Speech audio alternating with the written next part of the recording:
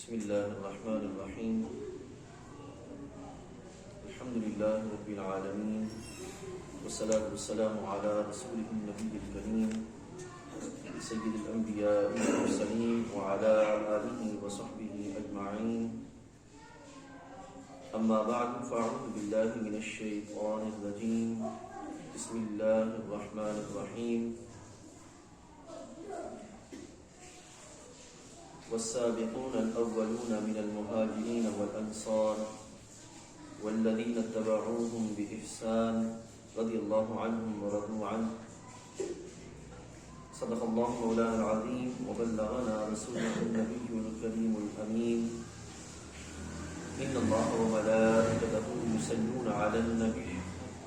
يا أيها الذين آمنوا صلوا عليه وسلموا تسليما. الصلاة والسلام على سيدنا رسول الله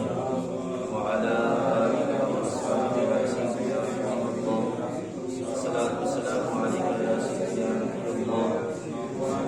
وعلى آله وصحبه سيدنا رسول الله. اللہ رب العزت جل وعلا کا کروڑ کا شکر ہے کہ اس کریم نے ایک بار پھر ہمیں اس مبارک بزم میں شرکت کی سعادت نصیب فرمائی. خالق کائنات ہم سب کا حاضر ہونا اور اس کی توفیق سے جو کلمات خیر، جو اعمال صالحہ بجا لائیں، وہ کریم اپنی بارگاہ اقدس میں قبول و منظور فرمائے. اللہ تعالیٰ جل وعلا کا شکر ہے کہ اس نے اس ماہ مقدس کی پچھلی جو 2 اتواریں گزری، اس میں ایک میں میلاد ریلی کا اہتمام کرنے کی سعادت نصیب ہوئی، اور دوسری نشست میں یعنی کہ جو پچھلی لاسٹ اتوار تھی، اس میں ہمیں میلاد النبی صلی اللہ علیہ وسلم کانفرنس کرنے کا موقع نصیب ہوا. یہ اللہ تعالیٰ کا فضل ہے کہ اس نے یہ سارے رسول اکرم صلی اللہ علیہ وسلم کے عظمت بھرے اعمال ہم سے کروائے. ہم اس پر اللہ کا شکر ادا کرتے ہیں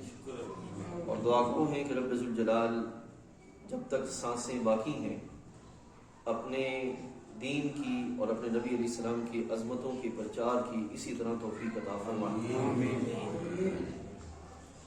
ماہ ربیع الاول شریف کی آج تقریباً آخری اتوار ہے. آج انشاءاللہ عزیز ہم آپ کے سامنے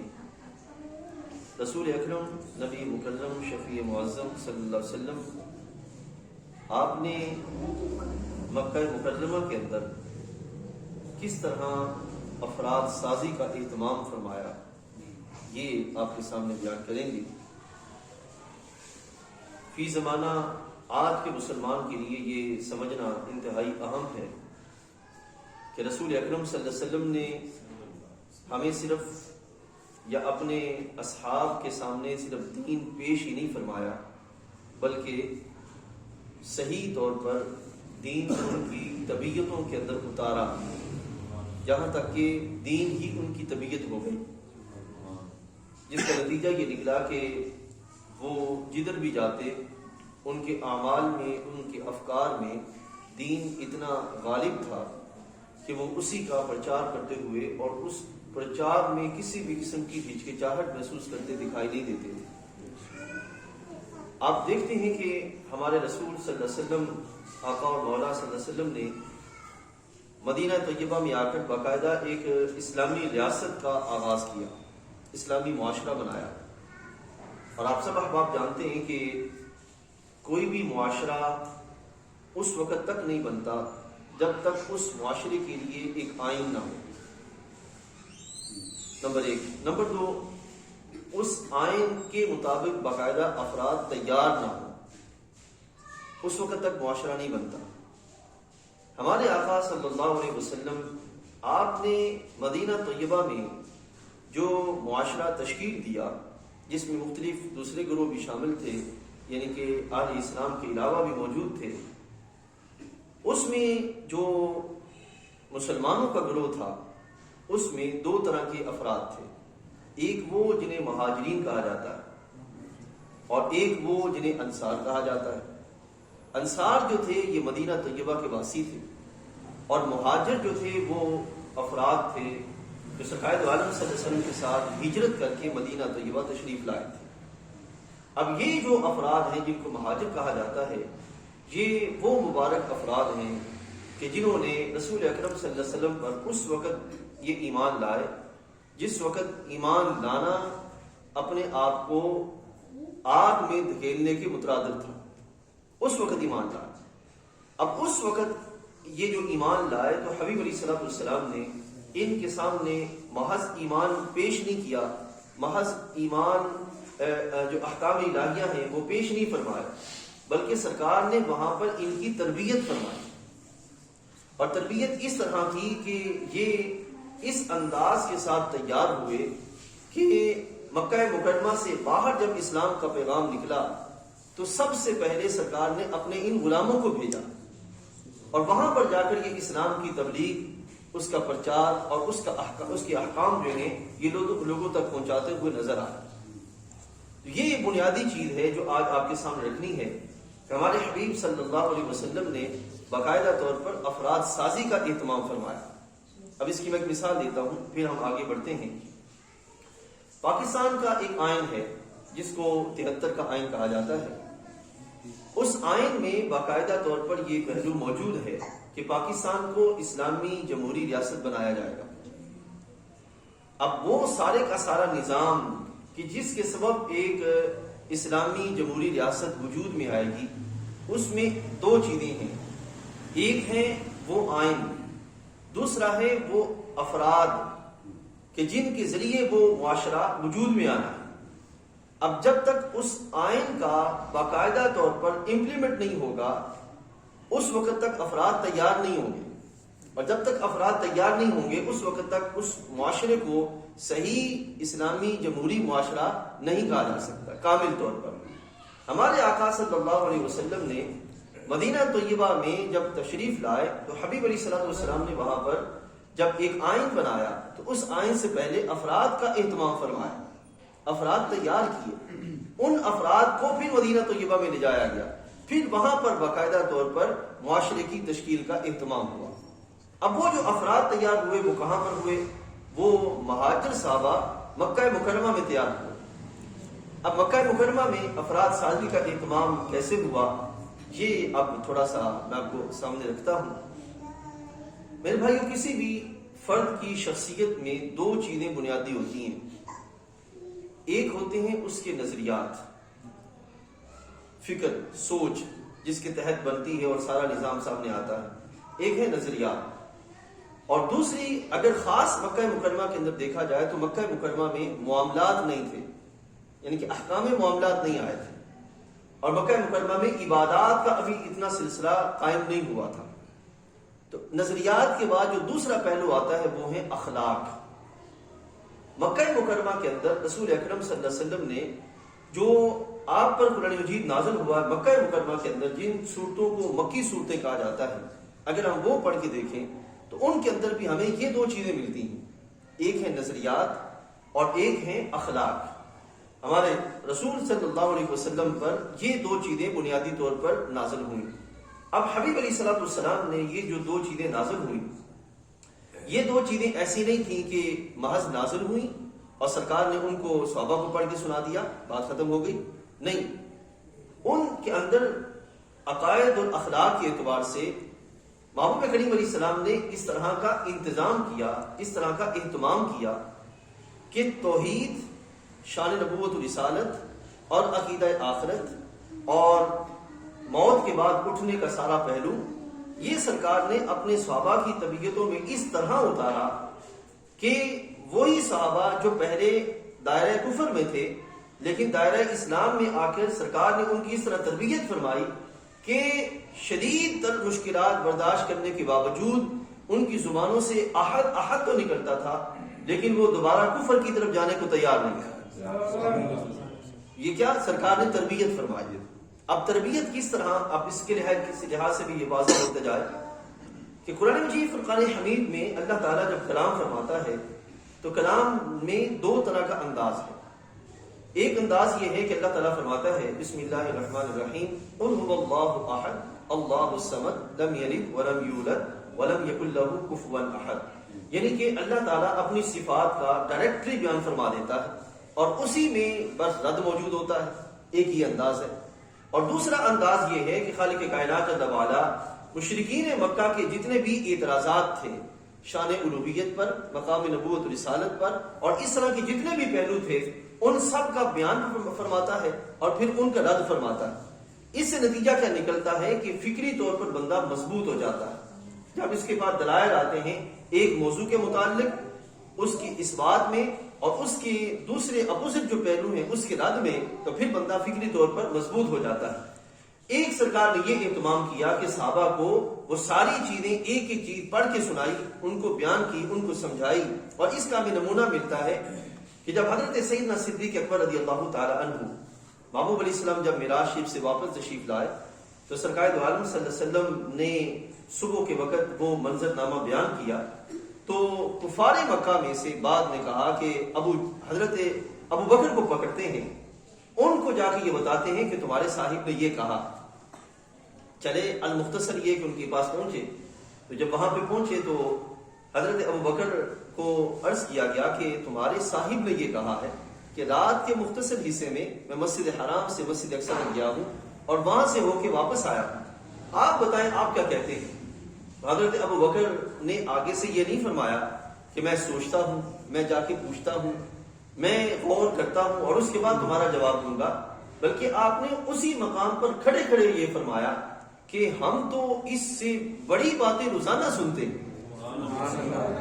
اب اس کا مطلب یہ ہے کہ چونکہ سرکار کا فرمان تھا، قرآن کا کلام تھا، یعنی کہ اللہ تعالیٰ کا کلام بصورت قرآن بیان کیا گیا تھا، تو صدیق اکبر کو دلائل کے لحاظ سے اتنا پختگی کا معاملہ میسر تھا کہ جب ان کے سامنے بیان کیا گیا کہ تمہارے صاحب نے یہ کہا ہے تو فوراً ان کی طبیعت میں جو پہلے دلائل موجود تھے اس کی بنیاد پر انہوں نے کہا کہ یہ چیزیں تو ڈیلی بیس پہ ہم سنتے ہیں، اس سے بڑی باتیں جنت اور دوزخ کے معاملات ہم سنتے ہیں، لہٰذا یہ تو اس لحاظ سے چھوٹا معاملہ ہے کہ نبی علیہ السلام مسجد حرام سے مسجد اقصی تشریف لے گئے، تو اس انداز کے ساتھ سرکار نے ان کی تربیت کا اہتمام فرمایا کہ دلائل کے اعتبار سے ذہن ان کے مضبوط ہو گئے۔ اور آپ جانتے ہیں کہ کسی بھی پالیسی کے اعتبار سے پالیسی کے جو فالوور ہیں جب تک ان کا ذہن کلیئر نہ ہو اس وقت تک اس پالیسی پر کو کامیاب کرنے کے لیے بہت مشکل پیش آتی ہیں۔ تو رسول اکرم صلی اللہ علیہ وسلم کے ذریعے ہم تک جو نظام پہنچا اس میں جو سب سے بڑی چیز کیا ہے؟ عقائد، اور ان کے لحاظ سے قرآن مجید کے اندر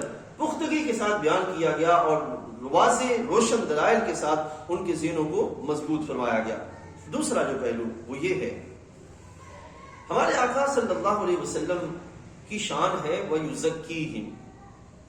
آپ تزکیہ فرماتے ہیں۔ تزکیہ کا مطلب یہ ہے کہ محبوب کریم علیہ السلام کے قلب اطہر پر رب ذوالجلال کی جو انوار و تجلیات کا نزول ہوتا ہے اس کی برکت سے آپ کی بارگاہ میں جو بھی آتا ہے ایمان کے حصول کے لیے دل صاف لے کر اللہ تعالیٰ کی بندگی کے اہتمام کی کوشش کے لیے،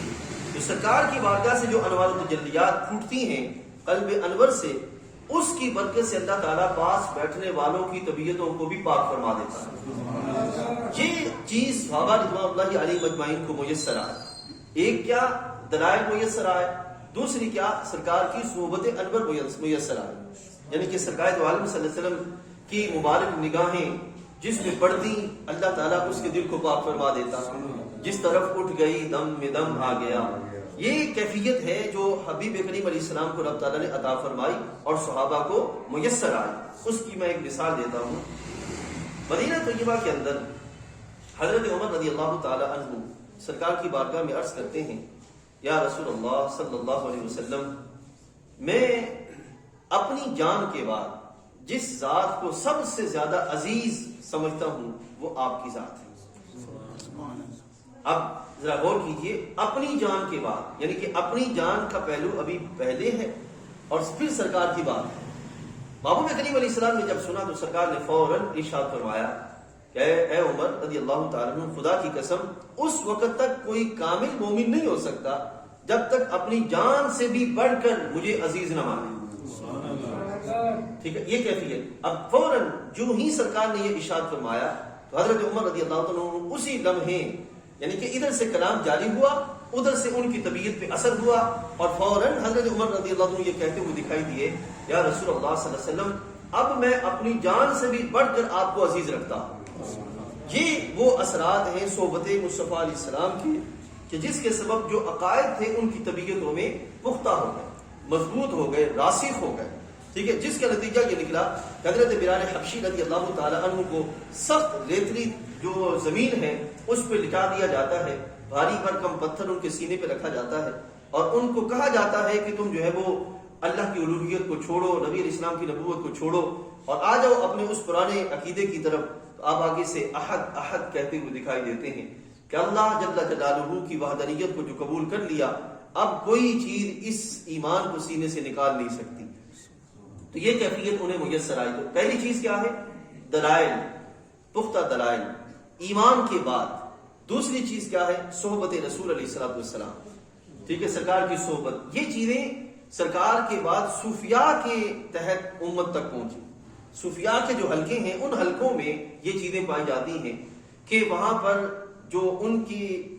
جو ایک قلبی تعلق ہوتا ہے اللہ اور اس کے رسول علیہ السلام کے ساتھ، ایمانی پختگی جو ہوتی ہے، اخلاص کی جو برکت ہوتی ہے، اس کے سبب ان کے پاس بیٹھنے والوں کو اللہ تعالیٰ وہی چاشنی، وہی ذوق اور وہی لذت عطا فرماتا ہے جو لذت اللہ تعالیٰ نے اس بندے کو نصیب کی ہوئی ہوتی ہے. تو یہ صحبت کی برکت ہے. ٹھیک ہے. تیسری جو چیز محبوب کریم علیہ السلام نے ان کی شخصیت کے لحاظ سے جس کا اہتمام فرمایا وہ تھا ان کے اخلاق کو درست کرنا. اخلاق. اچھا، اب یہاں بھی یہ بھی سمجھتے جائیں، دنیا میں اس کو مورل ویلیوز کہہ سکتے ہیں، کریکٹرسٹکس کہہ سکتے ہیں. سوسائٹی کے اندر اس وقت جو چل رہا ہے، دنیا کے اندر اخلاق کا بہت زیادہ ڈنڈورا پیٹا جاتا ہے. لیکن آپ یہاں یہ سن کے حیران ہوں گے، ایک وہ اخلاق ہے جو اسلام سکھاتا ہے اور ایک وہ اخلاق ہے جو مغرب سے لوگوں کو سکھائے جاتے ہیں، ویسٹرن بیس سکھائے جاتے ہیں. اب وہ کون سے ہیں اس کی میں ایک مثال دیتا ہوں. ایک بندے نے ایم ایس سی کر لی، کوئی بھی ایک ہائیسٹ ڈگری اس نے لے لی. اب اس ڈگری کے بعد وہ کہیں جاب کے لیے جاتا ہے، اس کو کسی نہ کسی مقام پر جاب ملتی ہے، وہاں پہ وہ بیٹھتا ہے. اب اس کو باقاعدہ طور پر سکھایا جاتا ہے کہ جس پوزیشن پہ آپ بیٹھے ہیں اس کی یہ ویلیوز ہیں، مورل ویلیوز ہیں، کچھ آداب ہیں، کچھ اس کے لحاظ سے اخلاق ہیں، وہ آپ نے یہاں اس کا اہتمام کرنا ہے. اس وجہ سے آپ دیکھتے ہیں کہ ایک بندہ، آپ کسی بھی آفس میں چلے جائیں، وہاں پہ ریسپشن پہ جو بیٹھا ہوگا اس کا اخلاق، پولائٹ مینرز جو ہیں وہ لوگوں کو اپنی طرف اٹریکٹ کر رہے ہوں گے. لیکن اگر وہی بندہ اٹھ کر اپنے دوستوں میں آئے یا اٹھ کر اپنے گھر میں آ جائے تو اس کے جو مینرز ہیں وہ بدلے ہوئے دکھائی دیں گے. جو انداز وہاں پہ ہے وہ انداز گھر نہیں ملے گا، وہ انداز دوستوں میں نہیں ملے گا. اب کیا مطلب کہ انسان کی شخصیت کو ویسٹرن بیس جو مورل ویلیوز ہیں ان پہ تقسیم کر دیا گیا کہ یہاں چونکہ یہاں کی ڈیمانڈ ہے اس لحاظ سے آپ نے اس طرح کا انداز اپنانا ہے، اور یہاں پہ چونکہ آپ آزاد ہیں، آپ جیسے اپنی شخصیت کے لحاظ سے کرتے پھریں. اسلام ایسا نہیں کرتا. اسلام کا جو نظام اخلاق ہے اس میں یہ ہے کہ بندہ مسجد کے مصلی پر بیٹھا ہے تب بھی وہ اللہ کا بندہ ہے اور نبی علیہ السلام کا غلام ہے، اور اگر گھر میں ہے تب بھی اس کی یہ کیفیت ہے، دکان میں ہے تب بھی اس کی کیفیت یہی ہے، قرضے کے جہاں بھی ہے وہ ایک ہی رنگ میں دکھائی دیتا ہے کیونکہ رب ذوالجلال کا رنگ ایک ہی ہے اور وہ رنگ ہے رنگ محمدی صلی اللہ علیہ وسلم. نبی علیہ السلام کی اطاعت وہ رنگ ہے، یہ وہ کیفیت ہے. تو اسلام کے جو اخلاق سکھائے گئے اس کے اندر اسلام کے جو اخلاق ہیں یہ سارے کے سارے اسلام کے اپنے ہیں. ٹھیک ہے، اسلام نے کسی سے ادھار نہیں لیے. ٹھیک ہے، اس کے اپنے اخلاق ہیں. تو یہ سرکار نے اپنے صحابہ کرام رضوان اللہ علیہم اجمعین کی طبیعت میں اتارے. ٹھیک ہے نا، باقاعدہ طور پر ان کی طبیعتوں کو اس لحاظ سے تیار کیا. اس کی میں ایک مثال دیتا ہوں. محبوب کریم علیہ السلام مسجد حرام میں بیت اللہ شریف کے سائے تلے آپ اس کے ساتھ ٹیک لگائے تشریف فرما ہیں کہ ایک صحابی حاضر ہوئے، عرض کرتے ہیں یا رسول اللہ صلی اللہ علیہ وسلم حالات بڑے شدید ہوتے جا رہے ہیں، دعا کریں اللہ اس مصیبت سے چھٹکارا عطا کرے. اب دیکھیں جب حالات سخت ہوتے جائیں تو اس وقت کسی بھی تحریک کے لیے سب سے پہلی چیز ہوتی ہے صبر. پہلی چیز کیا ہے؟ صبر. اور دوسری چیز ہوتی ہے استقامت. اور اپنے نظریے کی بالادستی کا مکمل اہتمام ہے. یہ چیز ہوتی ہے. اب محبوب کریم علیہ السلام کی بارگاہ میں جب وہ صحابی حاضر ہو کے عرض کرتے ہیں تو چونکہ ابھی تربیت کا پہلو جاری تھا، اس لحاظ سے حبیب کریم علیہ السلام نے ٹیک جو لگائے بیٹھے تھے سرکار، آپ نے ٹیک چھوڑی اور جلال میں آپ نے ارشاد فرمایا کہ تم سے پہلے جو لوگ گزرے ان کا حال یہ تھا کہ ان کو لوہے کی کنگھیوں سے ان کے جسم کو چھیل دیا جاتا، وہ کبھی بھی اف تک نہیں کرتے، تمہیں سے کچھ بھی نہیں ہوا، وہ سختیاں آئی نہیں ہیں. یہ ہے کہ ان کو اپنے سے پہلے لوگوں کی مثال دیتے ہوئے ان کی طبیعت کو پختہ کرنا کہ یہ تحریک یوں ہی کوئی تحریک نہیں ہے کہ کسی مفاد کے لیے کسی غرض کے لیے اٹھی ہو، بلکہ اس کے لیے ایک عالمگیر نظام جو اس نے تیار کرنا ہے. تو اس کے لیے بنیادی طور پر جو افراد تیار کرنے ہیں وہ ایسے ہوں کہ جو صبر کے پہاڑ ہوں، کہ پہاڑ بھی ان کے صبر دیکھ کے کانپ اٹھیں کہ یہ کیسے انسان. ٹھیک ہے، یہ صبر، استقامت، جرأت، شجاعت، سخاوت، یہ پہلو محبوب علیہ السلام نے. اور ادھر دوسری طرف محبوب کریم علیہ السلام کی برکت سے ان کی طبیعت میں ایمان اتنا راسخ ہو چکا تھا کہ دنیا و ما فیہا کی لذتیں اور چاہتیں، یہ ایک ایسی بری بلا ہے دنیا کی لذت اور چاہت جو بڑے بڑے کو تباہ کر دیتی ہے، بڑے بڑے بگاڑ کا شکار ہو جاتے ہیں دنیا کی لذت اور چاہت کے لیے. حضرت مصعب بن عمیر رضی اللہ تعالیٰ عنہ حضور کے صحابی ہیں رضی اللہ تعالیٰ عنہ. یہ ایسے صحابی تھے کہ ایمان، یہ اپنے ابا جی کے اکلوتے بیٹے تھے، اور ایمان لانے سے پہلے ان کا حال یہ تھا کہ یہ جس علاقے سے گزرتے تو کئی دن تک اس علاقے میں خوشبو ہی رہتی تھی. اتنا یعنی کہ عالی شان، بساطہ، خوبصورت انداز، لباس میں ستھرائی اور صفائی اور نفاست، اور پھر اس میں خوشبوؤں کا اہتمام، یہ ساری چیزوں کا اہتمام کرتے. لیکن یہی مصعب بن عمیر رضی اللہ تعالیٰ عنہ جب ایمان لے آئے، ایک دن اس حال میں سرکار کی بارگاہ میں آئے کہ جسم پر ٹاٹ کا لباس پہنا ہو، بوری نہیں ہوتی، بوری، ٹاٹ کا لباس پہنا ہو. اب یہاں پہ یہ کیا ہے میرے بھائیوں کہ ان کے سامنے دنیا کی جو حقیقت ہے وہ آ گئی تھی، اور وہ جانتے تھے کہ ان کے رب کے ہاں دنیا کی یہی حیثیت ہے. ایک حدیث میں آتا ہے سرکار نے فرمایا کہ اللہ کی بارگاہ میں اگر دنیا کی جو حیثیت ہے وہ مچھر کے پر کے برابر بھی ہوتی تو اللہ کبھی بھی دنیا داروں کو نہ دیتا. اس کی بارگاہ میں دنیا کی کوئی حیثیت نہیں. اب اسی لحاظ سے ان کے جو بندے ہوتے ہیں ان کے نزدیک بھی دنیا کی کوئی حیثیت، یعنی کہ وہ ظاہری پوشاک کو اپنے لیے کمال نہیں سمجھتے بلکہ ایمان کو اپنے لیے کمال سمجھتے ہیں. اسی طرح کا منظر آپ نے وہاں پہ بھی آپ کو ملے گا کہ جناب سیدنا عمر رضی اللہ تعالیٰ عنہ جب مسجد اقصی شریف کو فتح کرنے چلے تو آپ کے جسم پر جو لباس ہے اس پر 17 پیوند لگے ہوئے. کتنے پیوند؟ 17 پیوند لگے ہوئے. آج ہمارا تو حال یہ ہے کہ ایک کے بعد دوسری دفعہ کوئی پابند لگ جائے تو ہم وہ لباس پہنتے ہی نہیں ہیں. حالانکہ ایک حدیث میں یہ بھی آتا ہے، اللہ تعالیٰ کمی کوتاہی معاف فرمائے، سرکار فرماتے ہیں کہ جو پرانا لباس پہنے یا پیوند لگا لباس پہنے گا اللہ اس کے ایمان میں اضافہ فرما دے. یہ حدیث موجود ہے، سرکار کا فرمان. تو حضرت عمر رضی اللہ عنہ 17 پیوند لگے لباس پہنا، 17 پیوند لگے ہوئے تھے، لباس پہنا ہوا تھا. تو ساتھیوں نے عرض کیا کہ حضرت آپ اس وقت ایک عظیم ریاست کے امیر ہیں اور خلیفۃ المسلمین، خلیفہ رسول علیہ السلام ہیں، اور آپ ایک دوسری ریاست کے پاس جا رہے ہیں تو اپنا لباس چینج کیجیے. تو حضرت عمر رضی اللہ تعالی عنہ نے ارشاد فرمایا کہ مجھے جو عزت اسلام نے دی ہے میرے لیے وہ کافی. اچھا، یہاں میں یہ بھی بات واضح کرتا چلوں، ایک ہے کہ اس طرح کا انداز اپنانا، دوسری طرف یہ پہلو بھی موجود ہے کہ اللہ تعالیٰ نے جو ہمیں نعمتیں دی ہیں ان نعمتوں کا اپنے جسم پہ اظہار کرنا، یہ بھی ہے. یعنی کہ یہ نہیں ہے کہ کوئی بندہ جو ہے وہ پھٹے پرانے کپڑے ہی پہن لے، حالانکہ اس کو اللہ تعالیٰ نے بے شمار نعمتیں دے رکھی ہیں. یہاں پہ مراد یہ ہے کہ وہ ان نعمتوں پر یا ان کو جو پوشاک پہنی ہوئی ہے اس پوشاک کو ہی اپنی عزت کا سبب نہ سمجھے. عزت اور عظمت ساری کی ساری کس کی طرف سے جانے؟ رب ذوالجلال جل وعلا کی طرف سے. اس پہلو کی طرف جو ہے وہ رہے. اب حضرت مصعب بن عمیر نے اس وقت ٹاٹ کا لباس پہنا ہوا تھا تو سرکار نے فرمایا جس نے جنتی دیکھنا ہو مصعب بن عمیر کو دیکھ لے.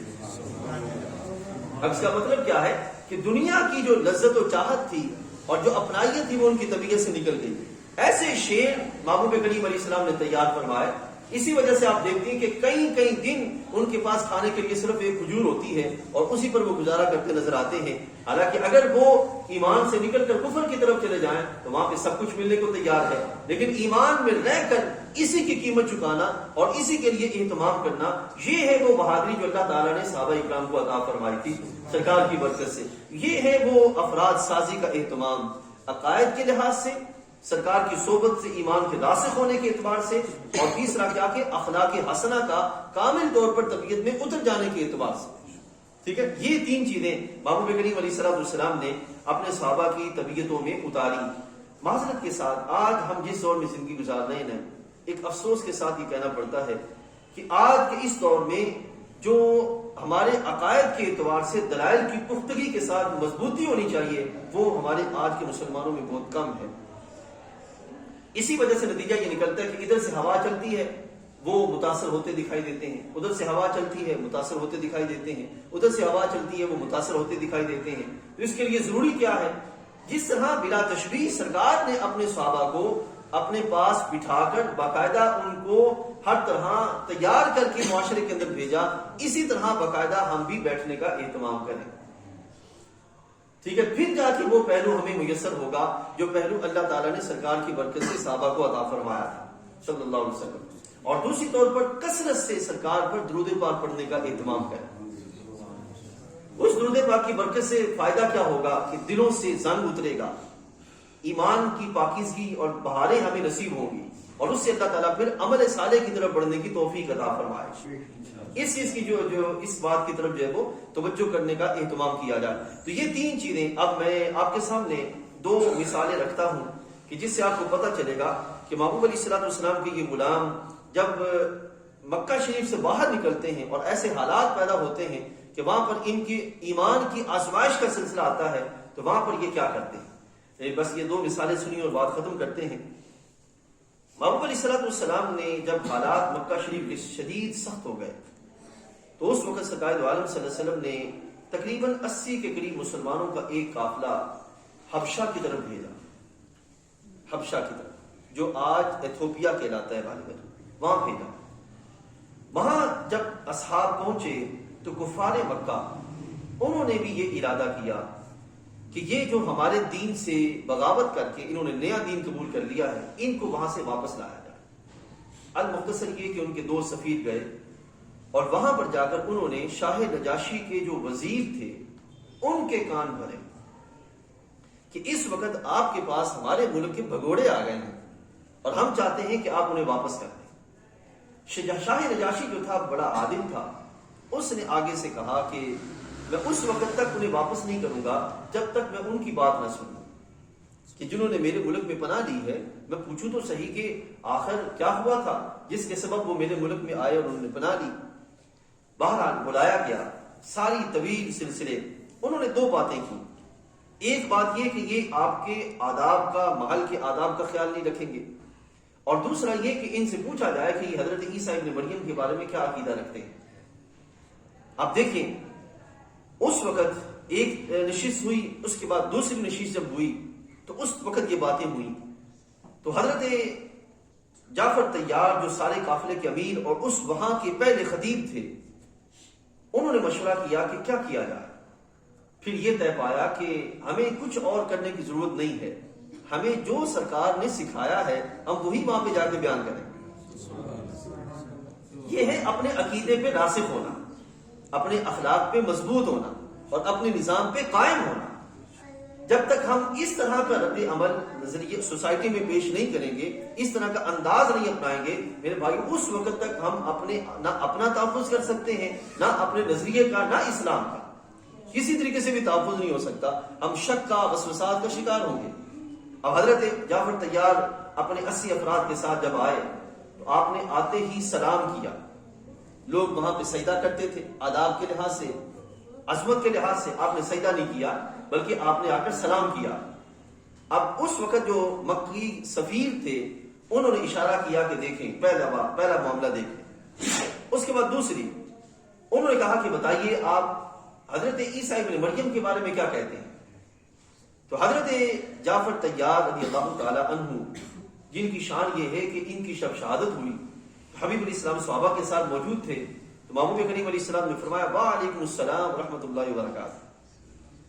اب صحابہ فرماتے ہیں کہ ہم نے دیکھا کہ کوئی سلام کرنے والا تو کوئی نہیں، لیکن سرکار جواب دے رہے ہیں،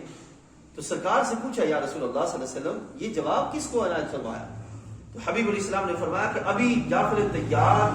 فرشتوں کی جماعت کے ساتھ گزرے تھے، انہوں نے مجھے سلام کیا تو میں نے جواب عطا فرمایا۔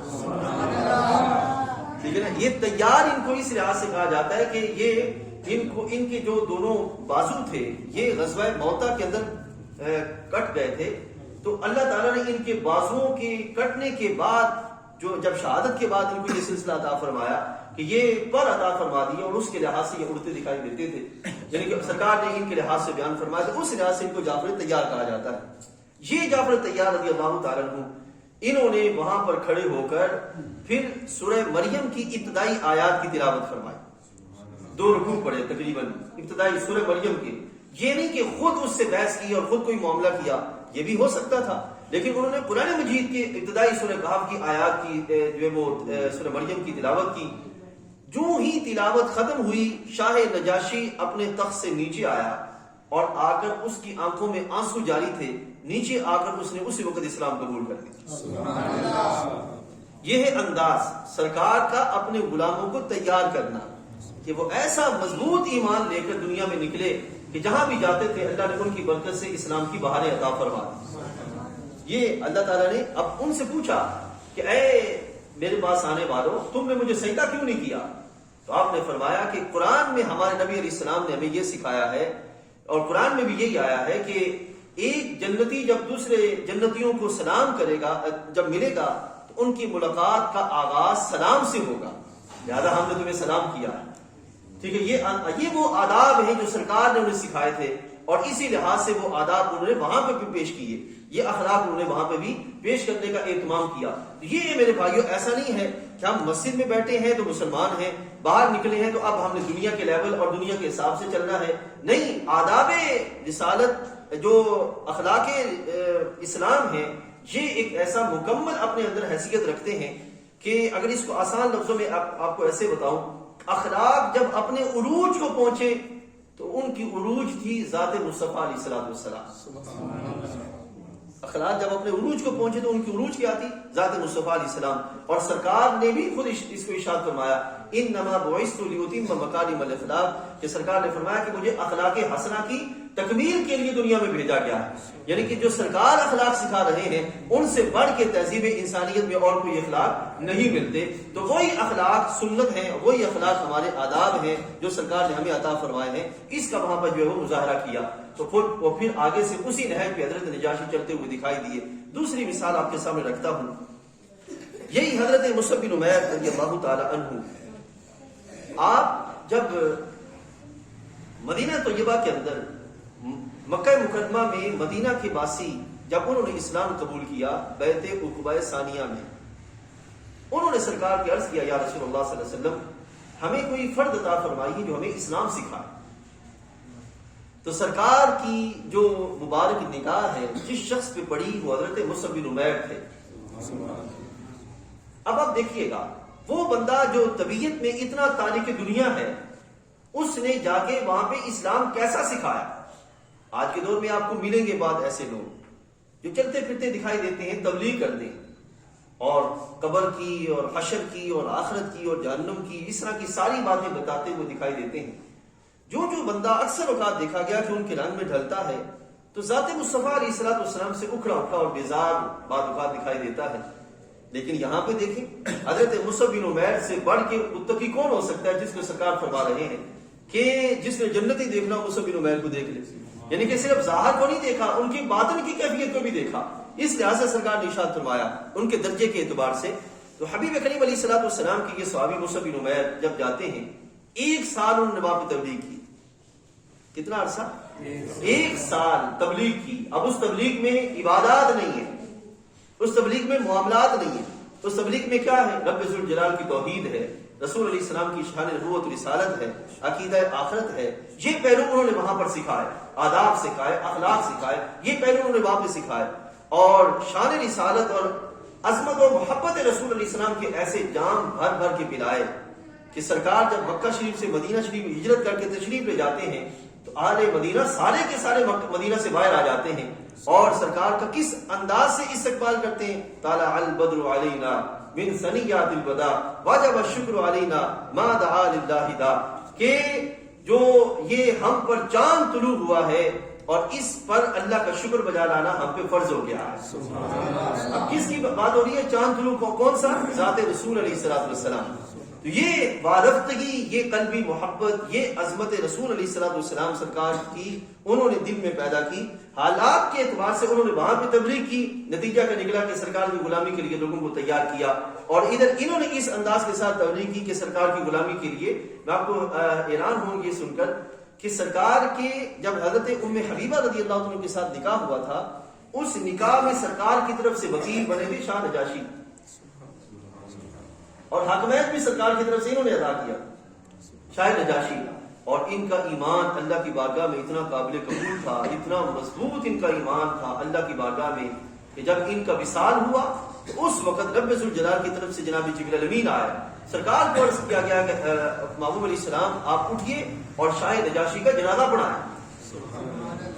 اب نجاشی کہاں پہ؟ اپنے ملک حبشہ میں، سرکار کہاں پہ؟ مدینہ طیبہ کے اندر، درمیان سے سارے پردے اٹھا دیے گئے اور سرکار نے مدینہ شریف پہ کھڑے ہو کے جنازہ پڑھایا۔ یہ ہے وہ شرف جو رب ذوالجلال آل ایمان کو عطا فرماتا ہے، کب؟ جب محبوب کریم علیہ السلام کی عظمتوں کے زیر سایہ آگے بڑھنے کا اہتمام کرتے ہیں، تو پھر خالق کائنات جل وعلا اپنے بندوں کو وہ فضل اور وہ بہاریں عطا فرماتا ہے جو بہاریں پھر سارا زمانہ خرید کر بھی نہیں حاصل کی جا سکتی۔ تو یہ تھا میرے بھائیوں ہمارے رسول علیہ الصلوۃ والسلام کا افراد کو تیار کرنے کا انداز۔ اس انداز کے ساتھ سرکار نے اپنے صحابہ کو تیار فرمایا کہ وہ زمانے میں کسی بھی مقام پر بڑی سے بڑی جو آفر تھی، پیشکش تھی، اس سے بھی اور شدید سے شدید تکلیف کے باوجود وہ اسلام سے دور نہیں گئے، بلکہ اسلام ان کی طبیعتوں میں جوں جوں تکالیف آئیں اور جوں جوں ان پر جو ہے وہ دنیا کا سلسلہ وسعت میں چلتا چلا گیا، وہ ایمان میں اتنے ہی راسخ ہوتے چلے گئے۔ آج بھی میرے بھائیو بزرگوں ہمیں اسی چیز کی ضرورت ہے، اسی بات کی ضرورت ہے۔ ماہ ربیع الاول شریف جو کہ اب تقریباً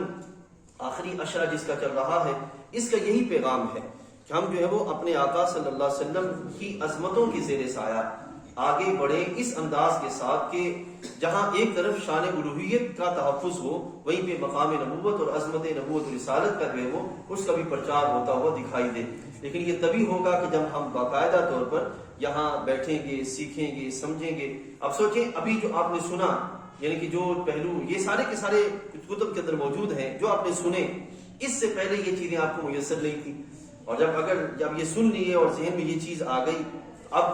طبیعت بھی چاہے گی کہ اب اس طرح کا اہتمام کیا جائے کہ وہ شرف جو اللہ نے صحابہ کو عطا فرمایا، وہ شرف اللہ کی برکت، اللہ کے فضل سے ہمیں بھی میسر آیا۔ تو اس کے لیے میرے بھائیو یہ ایک جو ہم آپ بیٹھے ہیں، یہ ایک کوشش ہے، یہ ایک کاوش ہے کہ اپنے دوستوں کو، اپنے مسلمان بھائیوں کو، اپنے بچوں کو سرکار کی غلامی کے لیے تیار کرنا، اس انداز کے ساتھ کہ شان توحید بھی جانتے ہوں، مقام نبوت و رسالت بھی جانتے ہوں، اور عقیدہ آخرت کے لحاظ سے بھی ان کی ذمہ داری وہ سمجھتے ہوں، ٹھیک ہے۔ اور یہ صرف بچوں کے لیے نہیں میرے بھائیوں، ہم نے ربیع الاول شریف پر یعنی کہ پچھلی جو نشست میں محفل تھی اس میں ہم نے یہ اعلان کیا تھا کہ یہ سلسلہ ہم اپنے خواتین جو ہماری بہنیں ہیں، بیٹیاں ہیں، ہم ان کے لیے بھی شروع کرنا چاہتے ہیں، ٹھیک ہے۔ اور اس میں یہ ضروری ہے کہ باقاعدہ طور پر کچھ ایسا سلسلہ قائم کیا جائے جس سلسلے کے لحاظ سے ان کا آ کے بیٹھنا، پڑھنا اور تسلسل کے ساتھ کلاس کا سلسلہ صبح سے 8 سے 10 بجے تک یا 12 بجے تک یا دوپہر تک ایک سلسلہ جو ان کا چلے، تو یہ تبھی ممکن ہوگا کہ جب ہم سب مل کر اس ایک مقصد کے لیے، اس ایک کام کے لیے آگے بڑھنے کا جو وہ اہتمام کریں، اور بہتر سے بہتر مشورہ اور اچھے سے اچھا انداز اور کوئی ایسا پہلو جس سے رستہ خیر کا نکلتا ہوا دکھائی دیتا ہو آپ ہمارے سامنے لائیں، تاکہ جو ہے وہ ہم اس کو جلدی سے جلدی مکمل کرنے کا جو ہے وہ سلسلہ کر سکیں۔ یعنی کہ جہاں بچوں کے لیے مرد حضرات کے لیے یہ سلسلہ بنایا گیا، وہیں پہ خواتین کے لیے بچیوں کے لیے باقاعدہ طور پر جو ہے وہ علمی سلسلہ قائم کیا جائے، تاکہ اب دیکھیے میرے بھائیوں، اگر ہم اسکول کالج یونیورسٹی کی تعلیم بچوں کو دیں سو دیں، لیکن وہ تعلیم جو دین کی ہے جب تک وہ صحیح طریقے سے نہیں سیکھ پائیں گے اس وقت تک ان کا معاملہ درستگی کی طرف نہیں ہوگا، کیونکہ اسلام بیلنس کی تعلیم دیتا ہے کہ دنیا کی طرف بھی اتنا نہ بڑھا جائے کہ بندہ دین بھول جائے، ہاں دین کی طرف اس انداز کے ساتھ بڑھا جائے کہ دنیا بھی اہتمام کے ساتھ چلتی ہوئی دکھائی دے، اور یہ تبھی ممکن ہوگا کہ جب باقاعدہ بیٹھیں گے، سیکھیں گے، سمجھنے کا جو ہے وہ اہتمام کریں گے۔ تو ایک تو آپ احباب کو یہ دعوت دینی ہے، اس چیز کی طرف متوجہ ہوں۔ دوسرا، میں آج یہ بھی عرض کروں گا کہ چونکہ الحمدللہ ہمارا قریباً یہ 2 سال یا 2.5 سال کا عرصہ ہونے کو ہے، ٹھیک ہے، باقاعدہ اس طرح سلسلہ ہم چلا رہے ہیں جو، تو اس میں اب ہم تقریباً اس حد تک آ چکے ہیں کہ ہمارے وہ افراد جو تسلسل کے ساتھ ہمارے ساتھ چل رہے ہیں، اس حلقے کے لیے یعنی کہ اس نشست کے لیے ان کی جو کوششیں اور کاوشیں ہیں ان کو باقاعدہ منظم کیا جائے، تاکہ وہ معاشرے کے اندر ایک ذمہ داری کے ساتھ، میں جتنے بھی ہمارے دوست بیٹھے ہیں میں آپ کو عرض کروں گا، کبھی یہ نہ سمجھیں کہ یہ پیغام جو آپ کو دیا جا رہا ہے یہ محض میرا پیغام ہے یا یہ ابا جی کا پیغام ہے، ایسا نہیں ہے، بلکہ یہ اسلام کا پیغام ہے، یہ اسلام کا پیغام ہے، ٹھیک ہے نا۔ ہرگز یہ نہیں کہنا کہ یہ فلاں صاحب نے یہ بات کہی تھی لہذا جو ہے وہ ہم ان کے کہنے پہ چل رہے ہیں، اسلام کا یہ تقاضا ہے کہ ہم یہ کام کیا کرنے کی طرف جو ہے وہ آگے بڑھنے کا اہتمام کریں، ٹھیک ہے نا۔ آپ کا یہاں پہ بیٹھنا، ہمارا یہاں بیٹھنا میری ذات کے لیے نہیں ہے یا کسی اور کی ذات کے لیے نہیں ہے، بلکہ ہم اسلام کی کوشش و ترویج و اشاعت کے لیے اور مذہب حق اہل سنت و جماعت کے اہتمام کے لیے یہاں پر جو بیٹھے ہیں، تو اسی لحاظ سے یہ کوشش و کاوش ہے کہ اپنے اس حلقے کو بھی مضبوط کیا جائے۔ کوشش کریں آپ حضرات جتنے بھی یہاں پہ تشریف فرما ہیں، یہ حلقہ 1 دن نہیں لگتا، 2 دن نہیں لگتے، یعنی کہ ہر اتوار کو یہ سلسلہ ہے، اور ہر اتوار کو اسی طرح ایک نیا موضوع ہے جو کہ رکھا جاتا ہے، بیان کیا جاتا ہے، سمجھایا جاتا ہے۔ تو آپ احباب اس چیز کا پورا اہتمام کریں کہ آپ آج جتنے تشریف لائے ہیں یہ آج ہی نہ ہوں، اور نہ ہی انہیں دوبارہ جو ہے وہ جا کر کہا جائے بھائی آپ تشریف لائیں، بلکہ آپ میں سے ہر ایک ذمہ داری لے کے اٹھے کہ بھئی یہ پیغام ہمارا پیغام ہے، اس درد کو اپنا درد سمجھا جائے، اس سوچ کو اپنی سوچ سمجھی جائے، اور اس کو پھر آگے پہنچانے کا جو ہے وہ اہتمام کیا جائے۔ پھر نتیجہ یہ نکلے گا کہ اگر میں چلوں اور میرے ساتھ 4 لوگ چلیں اور اس میں میں ہی اگر بالفرد دعوت دینے والا ہوں تو اس کا مطلب ہے ابھی ہم بہت پیچھے ہیں، اور اگر ہر ایک اسی ایک ہی دعوت پہ چلنے والا ہے تو اس کا مطلب ہے اب ہم ٹھیک ہیں، ٹھیک ہے۔ تو اسی نہج پہ اگر ہم آگے بڑھیں گے تو پھر انشاءاللہ ہمارا معاملہ مضبوطی کی طرف ہوگا، ٹھیک ہے۔ تو اس نہج پہ جو وہ آگے بڑھنے کی ضرورت ہے کہ اس حلقے کو زیادہ سے زیادہ مربوط کیا جائے، اس لیے کہ اس سے افراد تیار،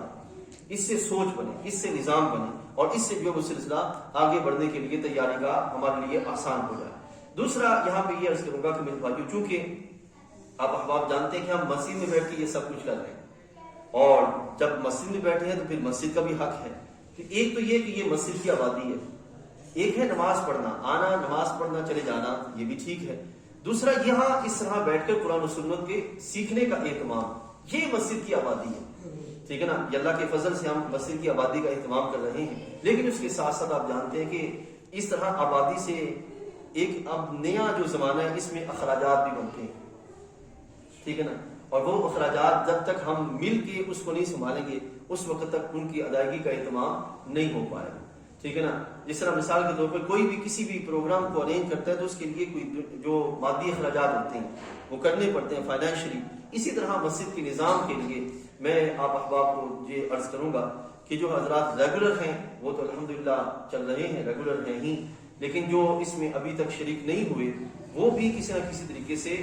تھوڑا سا بہتر طریقے سے اس میں جو ہے وہ شامل ہونے کا جو ہے وہ اپنا اہتمام کریں، تاکہ مسجد کا جو اخراجات کا سلسلہ ہے وہ بھی اپنی جگہ صحیح طریقے سے بڑھتا رہے، اور دونوں پہلو جو ہے وہ خیر کے ساتھ استقامت کے ساتھ جو ہے وہ آگے بڑھتے چلے جائیں، ٹھیک ہے جناب۔ اللہ تعالیٰ جل وعلا ہم سب کا بیٹھنا اپنی بارگاہ میں قبول فرمائے۔ وآخر دعوانا الحمدللہ رب العالمین۔